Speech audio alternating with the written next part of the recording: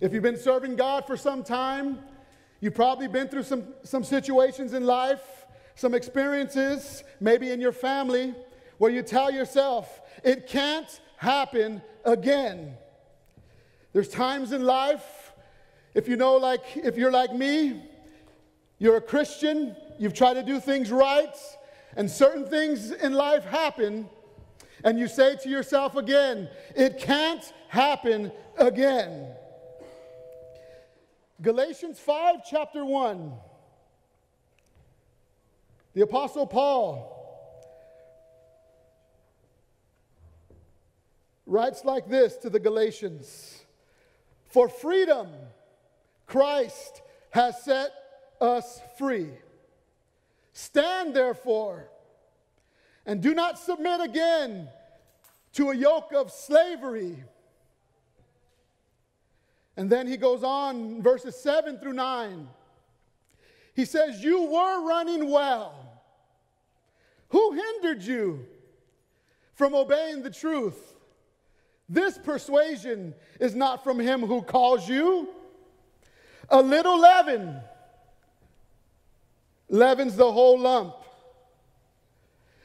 Has anyone ever been doing things well, and then something gets in your way and sets you back? Something that changes your perspective or purpose in life. Something that just gets to you and stops you and really, really disturbs the path that you are on. And you find yourself maybe going backwards. I have been there. But that little thing, or even that one thing, seems to keep coming back in our lives. Would you agree? To the point that we can even declare that this can't happen again. I'm tired, God, of this coming back and catching up with me. And I want to tell you that this can't happen again. You see, disappointment has a way of happening. And it has a way of becoming a yoke in our lives. The idea that all things will come full circle at some point in our lives is often overlooked. There are times in my life that I have failed to take care of some small thing that leads to a big situation. I don't know about you today, but I know I have missed some critical moments in my life. Critical moments. And the magnitude of that mistake has left another yoke on my life. I tell myself, if I would have handled that situation just a little bit differently, I should have taken care of that matter in a different way. I know that if I would have settled the matter when it came up the first time, I would not be here again today. Has that ever happened to anyone in the house this morning? I have seen this happen to me as a young person all the way to this present day. Did you hear that? Don't tell nobody. But it even happens to me this present day. Yokes. Found myself stuck, wanting to go this way, but I'm tied to this disappointment. I should be going this way, and God is doing great things in our lives. But I didn't really deal with disappointment. So as I'm going to do this great thing for God, I'm kind of yoked and tied up. And as soon as I start doing things well and good, it comes back again. And this disappointment and that relationship that I didn't take care of comes back up and it bites me. Has that ever happened to anybody in this house this morning? And I realized if I would have just taken care of a few things, or if I would have just did something a little different, if I would have just took care of that one relationship, it wouldn't come back to get me again. You see, we all know that things have a way of coming full circle. Would you agree? They have a way of coming full circle. There are times when we are faced off with the enemy. And the enemy is not only physical, but he attacks us in many other forms and many other ways. Through relationships, through sin, self-esteem, disappointment, guilt, offenses, a loss of purpose, pride, addiction, depression, and others. If this was blank today, you could write on it exactly what that is. So I want to call up some of our volunteers this morning. If you could come right on up here. Pride, sin has gotten you. Pride, I know what pride's like. That yoke isn't easy. How about offense? How about offense? Doesn't feel good to be offended and not forgive somebody and try to go on in life because that offense will hold you back. How about depression?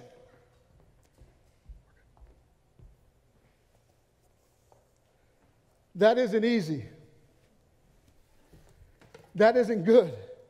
You see, all these relationships, all these are sitting out there in the crowd, and you can't see them. They're sitting right next to you, possibly. The only reason why you can see it here is because the yoke is visible. But they're going to go back out into their places now, and they're going to sit right next to you all, wherever they were sitting. Because the only difference between them and some of you is that that yoke is visible. But some of us are carrying something, and there's a blank cardboard, and there's a rope around your neck, and only you know what it is that keeps coming back again. And you have to say, today, this can't happen again. Amen.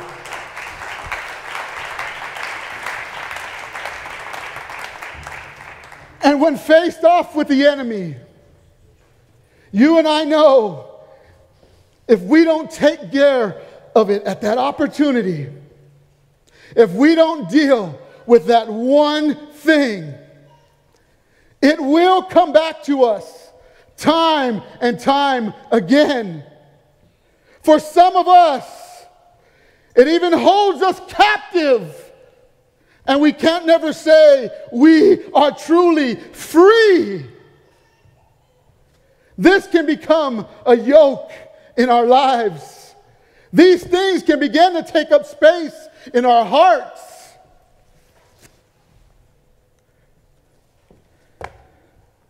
And we don't even notice them every day until they manifest themselves through repetitive cycles. The way I respond to circumstances when I'm faced with a situation, and I respond the same way I did before, something is happening inside my heart. Something has become a yoke on my life. Something has been kept in the corner of my heart, and I truly haven't become free. Chuck Swindoll tells a story of man and man's cyclical habits. The history of man reminds me, he writes, of a giant revolving door. It turns on the axis of human depravity as its movement is marked by the perimeter of time. With monotonous repetition, each civilization has completed the same cycle. Having passed through a similar sequence of events, one man summarized it like this: from bondage to spiritual faith, from spiritual faith to great courage, from great courage to strength, from strength to liberty, from liberty to abundance, and then from abundance to leisure, from leisure to selfishness, from selfishness to complacency, from complacency to apathy, and from apathy to dependency, and from dependency to weakness, and from weakness back into bondage. Israel can also teach us the same lesson. If we inquire at the gate called Judges, that place reaffirms the truth of our humanity's cyclical habits. Time after time, for over 300 years, the Jews went through the successions of events that I mentioned just a few seconds ago. Like pawns on a chessboard, they lived under the bondage of superior powers, and God gave them a deliverer who fired the furnace of spiritual fervor, which inflamed their courage, which kindled military strength, then liberty, then abundance, but then again leisure, and back into bondage. And that age-old path of the same revolving door, that one thing etched itself upon the tablet of Israel's history. We often hear about Nehemiah and how he was used greatly to help rebuild the walls of Jerusalem. After Israel had suffered and were scattered after persecution, but we rarely hear about the things that happened to the Jews after Nehemiah left Jerusalem and returned to his post as a cupbearer to the king. The book of Nehemiah and the life of Nehemiah gives us a picture of what happens when we overlook situations in our lives and we really don't deal with matters when we're given the opportunity. These things can slip in and become a hindrance to our progress and hold us in bondage like a yoke on our necks. And it ultimately affects our families and our communities and our church and our brothers, our sisters, our friends, those around us when they see us going through the same cycle time after time again. When our kids see us doing the same things and we didn't learn, but if we would have taken care of that one situation, it wouldn't have happened again. You see, Nehemiah was a cupbearer to King Artaxerxes. Nehemiah had heard of the condition of his people, and his heart had turned to home. The city of Jerusalem was broken down in ruins, and the Jews who were there had fled from captivity and had scattered throughout the regions. And God allows Nehemiah to gather some of the Jews together and to set out and to rebuild and restore the walls and the gates of the city of Jerusalem. And then Nehemiah faces some opposition from surrounding leaders. Sanballat was one of them. And then there was Tobiah. And then there was Geshem. And they constantly were putting obstacles in his way and trying to hinder him from being successful as a leader, from encouraging and from directing the cause of Israel to rebuild the walls. Even one of them, Tobiah, at one time had said, as they were building the wall about 4 feet or half its height, he would say, even if a fox walks on their walls, it will trample over. And then Nehemiah holds firm, holds his ground, continues his mission, and they complete the walls in 52 days. He establishes the people and the law to guide their lives. He resets some things in order, and the people confess their sins, and they make a covenant never to neglect the house of their God. Has anybody ever made a covenant saying, never will I go back to that again? He dedicates the wall and sets the leaders in their place. And then at the end of Nehemiah chapter 13, Nehemiah goes back to his assignment as a cupbearer. Now life had begun to resume, and the city was in order, and God was faithful, and their past situation was over, and God restored the city and the temple. God gave them a hope for tomorrow through the life of Nehemiah. As a leader, he must have felt complete. His life, in a sense, must have been very satisfied. If it was me, I would have been, thank you, God. This feels so good. You chose me, just a cupbearer, to go and help to rebuild Jerusalem and connect the people back with you. Thank you, God. Must have been so fulfilling. Must have been so satisfying. My people are good now. I have taken care of things. I stood my ground, and you, God, gave us the victory. We are no longer bound by the yoke of our past. But after a while, has that ever sounded like your home, maybe?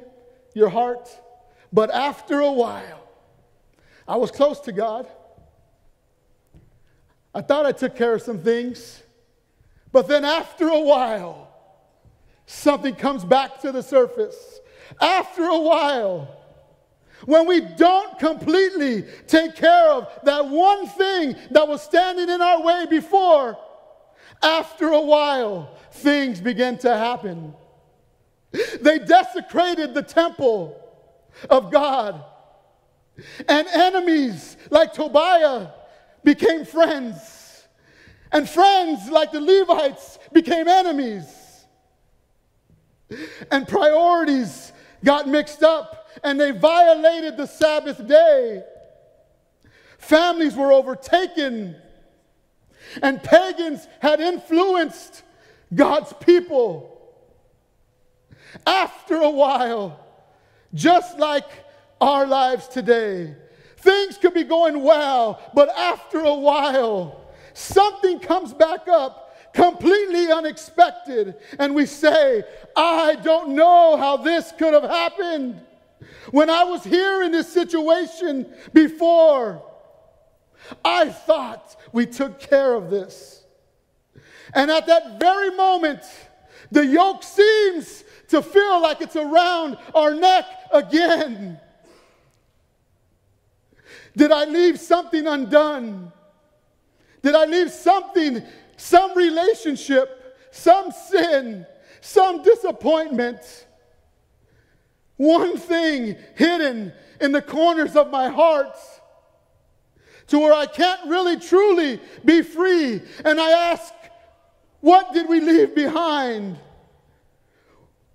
Was it a relationship that I didn't fix? Was it that long-time enemy like Tobiah that I didn't completely finish off?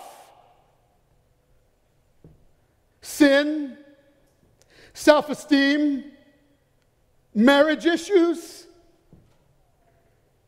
disappointments. What is it that's causing me to go full circle again? That thing that wanted to keep us down in ruins like the walls of Jerusalem. What is that one thing. Because Nehemiah overlooked the influence of his enemy, he has a mess on his hands. Let's go to Nehemiah chapter 6, verses 15 through 19. And we'll see here Nehemiah, what he misses.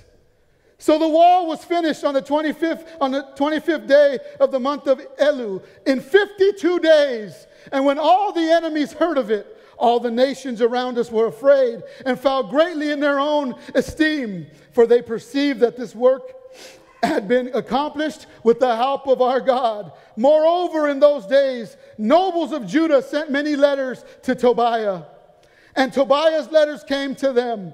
For many in Judah were bound by an oath to him, because he was the son-in-law of Shechaniah, the son of Era. And his son Johanan had taken the daughter of Meshullam, the son of Berechiah, as his wife.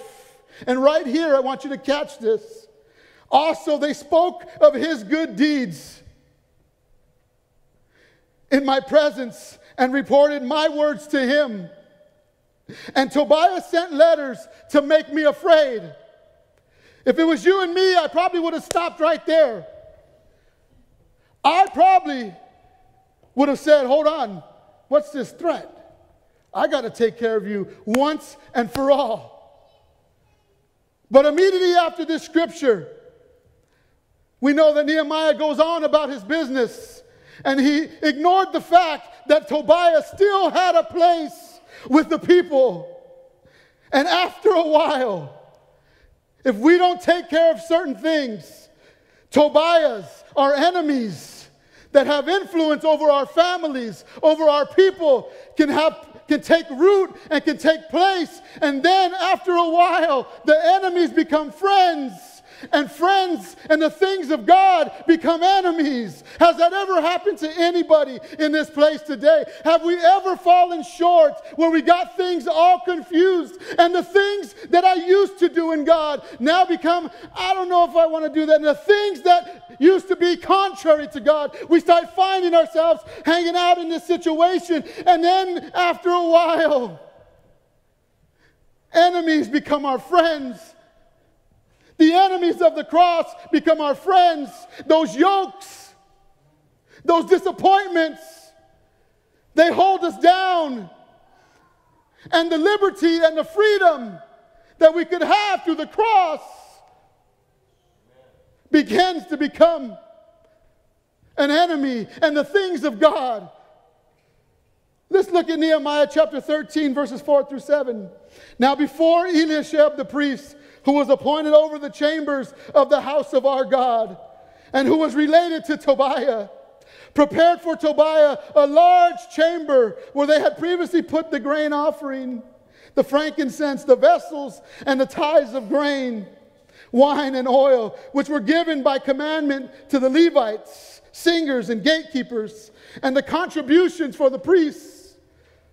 While this was taking place, Nehemiah says, I was not in Jerusalem, for in the 32nd year of Artaxerxes, king of Babylon, I went to the king. And after some time, I asked leave of the king, and I came to Jerusalem, and then I discovered the evil that Eliashib had done for Tobiah, preparing for him a chamber in the inner courts of the house of our God. How did this happen?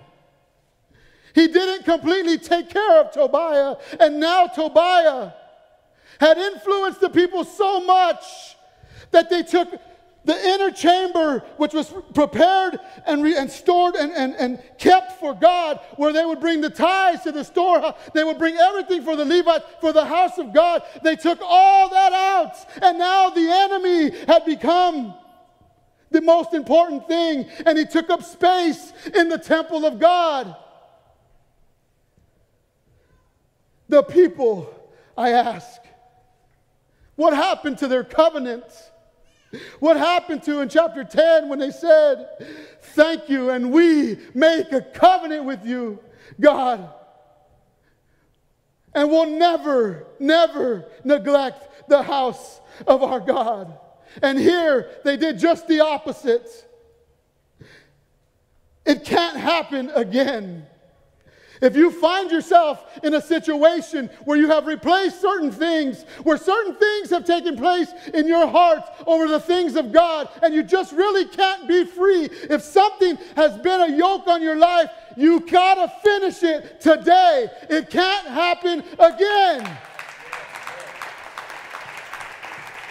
You see, Nehemiah goes on and says, and I was very angry, and I threw the household furniture of Tobiah out of the chamber. Then I gave orders, and they cleansed the chambers, and I brought back the vessels of the house of God with the grain offering and the frankincense. I also found out that portions of the Levites had not been given to them, so that the Levites and the singers who did the work had fled to their fields. Don't be passive. If you're in this house today and there's something that you need to take care of, don't miss it. Take care of it today. Don't be passive, and don't let Tobiah begin to take up place in your lives, in your family, in your home. Don't let him take the place of God. Take off the yoke. You can be free today. They then began to get mixed priorities. In those days, he goes on in verses 15 through 16, I saw Judah treading wine presses on the Sabbath and bringing in heaps of grain and loading them on donkeys, and also wine, grapes, figs, and all kinds of loads, which they brought into Jerusalem on the Sabbath day. And I warned them on the day when they sold food. Tyrians also, who lived in the city, brought in fish and all kinds of goods and sold them on the Sabbath to the people of Judah in Jerusalem itself. I want to tell you, after you finish it, make sure you go back and fix it. Let's see what Nehemiah did. He said, then I confronted the nobles of Judah and said to them, what is this evil thing that you are doing, profaning the Sabbath day? Did not our fathers act in this way? And did not our God bring all this disaster on us and on this city? And now you are bringing more wrath on Israel by profaning the Sabbath. As soon as it began to grow dark at the gates of Jerusalem before the Sabbath, I commanded the doors should be shut, and I gave that they should not be opened until the Sabbath day. Then the merchants and the sellers of all kinds of wares lodged outside Jerusalem once or twice. See, they were still hanging around, trying to see if they could make their way back in. And that's just what these yokes do. They hang around and they try constantly to make their way back in. But after you finish, make sure you fix it. But I warned them, Nehemiah said, why do you lodge outside the wall? If you do so again, I will lay hands on you. Doesn't sound like Nehemiah, does it? From that time on, they did not come on the Sabbath. Then I commanded the Levites that they should purify themselves and come and guard the gates and keep the Sabbath day holy. Remember this in my favor, O God. I want to tell you today, take back your place. Let's take back our place and let's stand firm. There's going to be times when we're going to have to confront some enemies. There's going to be times when we're going to have to confront some things in our lives, and we have to stand firm. After we finish it, we got to be strong enough to fix it, and we got to confront it, and we have to, if we have to, lay hands on it, then by all means, let's lay hands on it. If we have to be aggressive, let's be aggressive, but let's finish it, and let's fix it, and let's take care of it, so that these yokes won't be upon us, so that we can be progressive, and so the cycle will not continue any longer. And then sleeping with the enemy. In those days, I saw the Jews who had married women of Ashdod, Ammon, and Moab. And I'm just about ready. And half of their children spoke the language of Ashdod. Did you hear that? and they could not speak the language of Judah.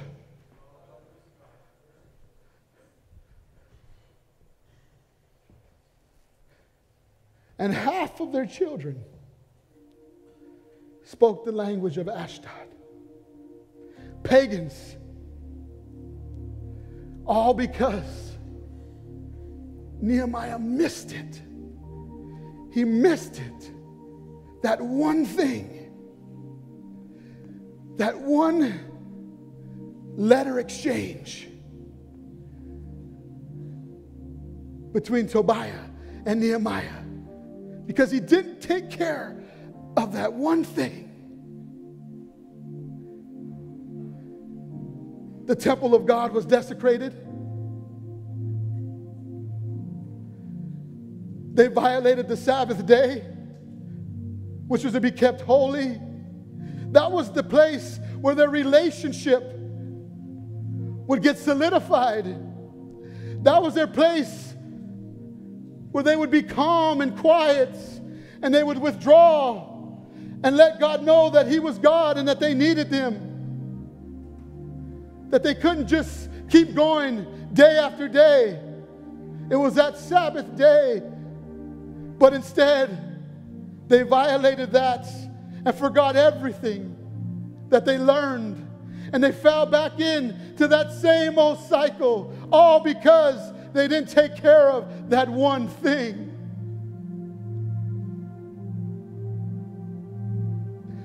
But only, and they could not speak the language of Judah, but only the language of each people. After you fix it, we have to commit to never doing it again. We have to commit, if we want to be free, if we want to be free from that one thing, we have to commit to never doing it again. And sometimes you're going to have to get real serious about your enemies. And you're going to have to put a stop to their influences in your lives. And we are going to have to commit, because I'm tired of that one thing that keeps coming back to get me time after time again. And I don't know about you, but I want to put an end to it today.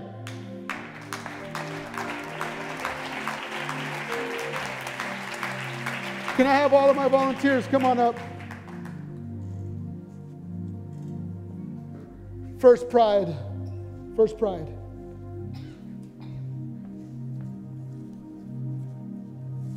Now he can be free. You know why? Because we got to commit to never doing it again. And if we want to be free, we have to commit to making that change today. And we have to turn things back over to God. We have to completely look into our hearts and give Him the fullness of our hearts, so that pride can never come back again. And we got to hang pride up on the cross. How about sin? Anybody still yoked with some sin? Sin, which compounds from one thing to another, where it started with me and now it goes to my kids. Is not that just what we saw and read and heard about? We have to put an end to sin today by putting it back on the cross. How about depression? How about depression? Anybody fighting secretly? Fighting with depression? You never really could pinpoint it? Never really understood why your self-esteem couldn't come back. Why you kept going back to that same old place. Today, let's put an end to depression by putting it on the cross.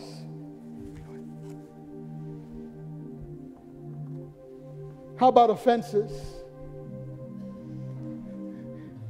Have we let one simple, small offense alter the last 10 years of our lives? The last 5 years? The last 1 year? Have we let one simple offense,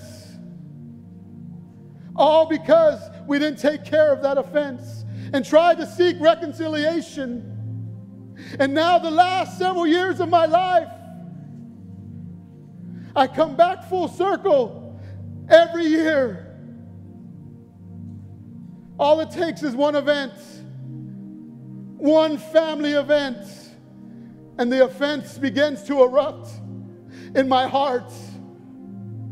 Today, let's take away our offenses.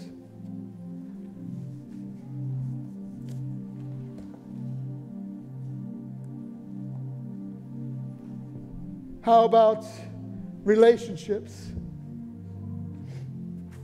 How about relationships? These will get us. These got me before. And I got tired of walking with a yoke on my neck. And I don't know about you, is there a relationship down in the corner of your heart where about 95% of you is good, but that 5% has to do with the relationship? And it's dug deep in the corner where you know you got to go get it at times. You know you have to go get it if you truly want to be free. Today, let's not leave that in the corners of our heart no more. Let's be free in our relationships. And let's give that back to God.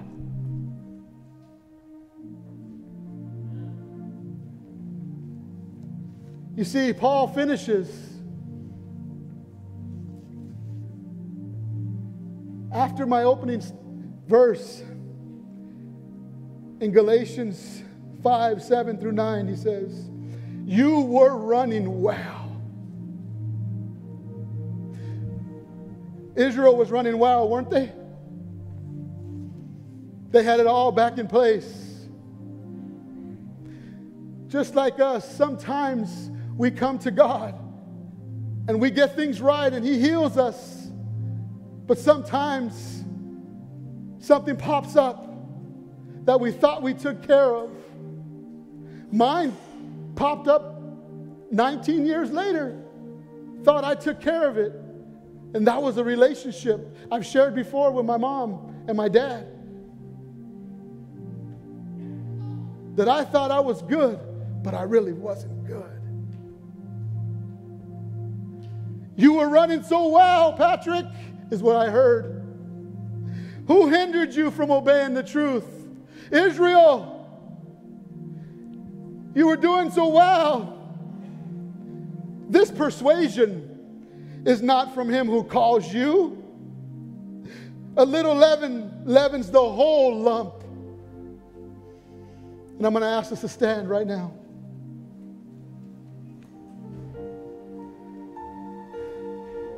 But he goes on to say this: I have confidence in the Lord that you will take no other view. No more.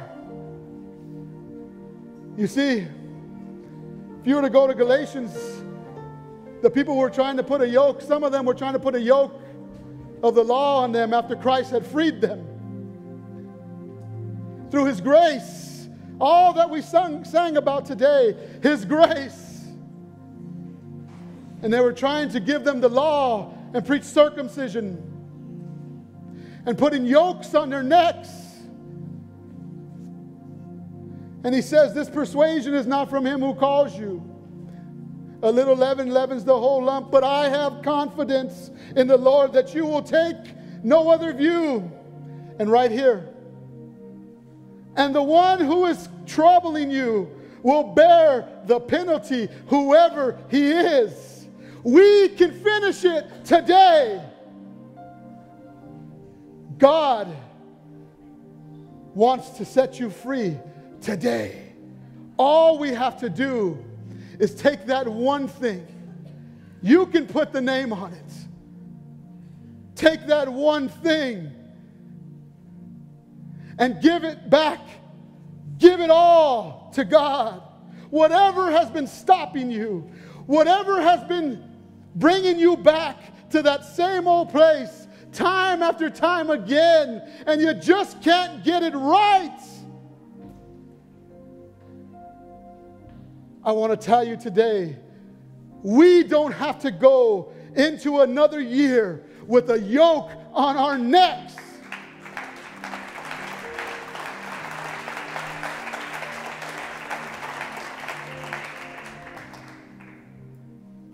When you get rid of the yokes, we can restore our families. We can restore our worship. Our marriages can be healthy. Our children can see us whole, not going through the same cycles. Our dreams can be restored. Our consistency in serving God can return. And the things that please Him can become first place in our lives. And we won't get stuck going backwards. And we won't fall back into that same thing to where we used to worship God freely, and then that situation comes up. Thank you. And then my worship now gets hindered by the yoke. And I was going this way, God. I was closer. I used to pray and I used to fast every week. But then that one thing came back up. I used to dedicate time to you, Lord, each day in my word, in your word. And we would smile and laugh together, God, in our prayer times. But then that one thing would come back and depression would strike me again. If we can take off the yokes today, we can truly be free. Can we give it to God today? And can we let Him finish it for us? Today, can we rebuild our lives on a solid foundation? This house, our hearts need to be healed. This house today, I know that there's one thing. I tried to bring many things, but God kept bringing me back to one thing. There's one thing in this house today that we need to take care of. Who wants to give up the yokes today? Who wants to give them to God today? This altar is open. If you are like me and you want to give up some yokes and you want to take off that one thing, let's come up to this altar and let's give it to God. He said, if you come unto me, all that are heavy burdened and laden, and I will give you rest. He said, for my yoke is easy and my burden is light.